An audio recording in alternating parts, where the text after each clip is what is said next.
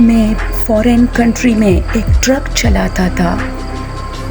اس truck پہ میں کچھ بھی لوگوں کے لیے لے جاتا تھا۔ جو بھی مال مجھے دیا جاتا تھا وہ میں اسی جگہ پہنچا دیتا تھا جہاں مجھ سے کہا جاتا تھا۔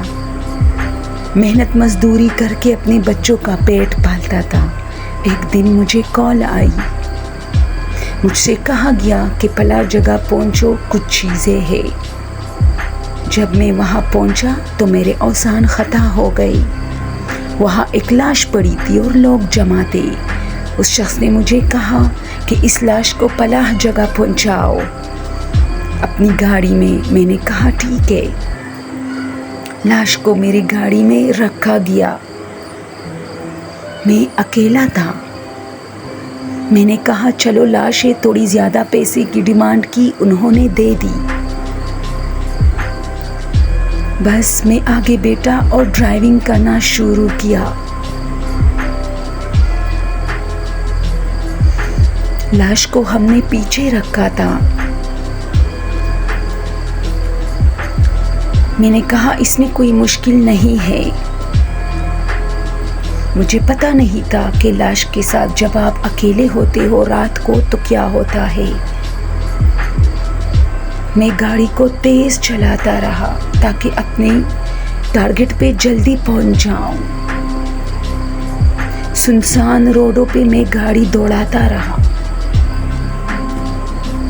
اور مجھے تب جھٹکا لگا جب میں نے دیکھا کہ میرے سامنے کوئی آ کے مجھے روکنے کی کوشش کر رہا تھا۔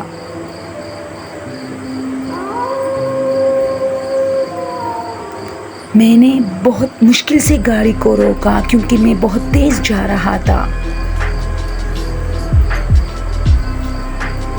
لیکن جب میں نے گاڑی روکا تو وہاں کوئی نہیں تھا۔ مجھے ایک سایہ سا نظر آیا تھا۔ میں سمجھا کسی کو ٹائر کے نیچے کیا ہے میں جلدی گاڑی سے باہر آیا، لیکن وہاں کوئی نہیں تھا۔ اور جب میں گاڑی میں بیٹھا تو مجھے ایسا لگ رہا تھا جیسے گاڑی کے اندر کوئی داخل ہوا ہے۔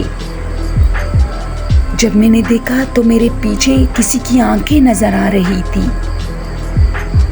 مجھے کافی ڈر لگا۔ میں نے گاڑی کو اور تیز کیا، لیکن جب میں نے دوبارہ پیچھے دیکھا تو میں نے دیکھا کہ وہ جو ڈیتھ باڈی تھی وہ بیٹھ گئی ہے اور جیسے کوئی اسے اشارے کر رہا ہے، کبھی ان سے کہہ رہا ہے اٹھو، کبھی کہہ رہا ہے بیٹھو۔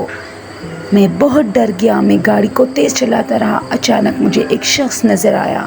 میں نے گاڑی روکی اور ان سے سارا معاملہ بیان کیا۔ اس نے مجھے کہا ڈرنے کی بات نہیں ہے، میں آپ کے ساتھ چلتا ہوں جہاں اس لاش کو پہنچانا ہے۔ پھر وہ میرے ساتھ گاڑی میں بیٹھا۔ ہم نے بڑی مشکل سے گاڑی کو اپنے منزل مقصود پہ پہنچایا کیونکہ گاڑی بہت بھاری ہو گئی تھی اور اس کے ٹائر زمین کی طرف کھینچے جا رہے تھے۔ بڑی مشکلوں سے ہم گاڑی کو وہاں سے نکال کے منزل تک لے آئے۔ اس دن کے بعد میں نے توبہ کیا کہ میں کبھی بھی کسی بھی لاش کو اپنی گاڑی میں اکیلے ہوتے ہوئے نہیں لے کے جاؤں گا، بلکہ صرف اور صرف مال اور چیزیں لے کے جاؤں گا۔ یہ واقعہ میں نے ہر کسی کو سنایا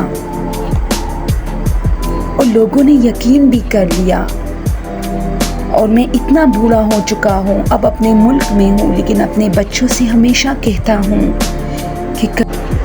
کہ واقعی وہاں کوئی شیڈو تھا، کوئی تھا جس نے میری گاڑی کو روکا تھا۔ میں حیران ہوں وہ کون تھا جو کہ بعد میں نظر نہیں آیا، اور آج تک یہ ایک معمہ ہے۔